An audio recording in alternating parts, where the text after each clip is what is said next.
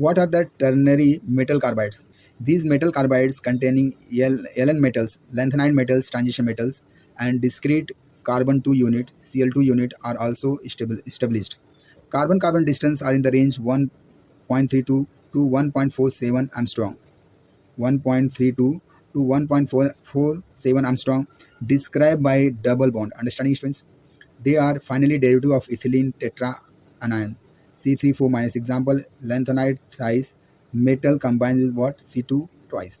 Where M is what? Instead of M, you can also put iron, cobalt, nickel, ruthenium, and rhodium. Understanding, students? So that you can replace. This way you can prepare the ternary metal carbide. This is called as what? Ternary.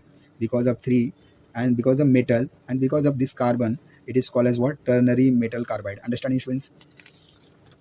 The C2 unit, students, can bind to the transition metal atom like this. This C2 unit, this carbon-carbon double bond unit, students, how they are combining with metals like this. This is the first way, students.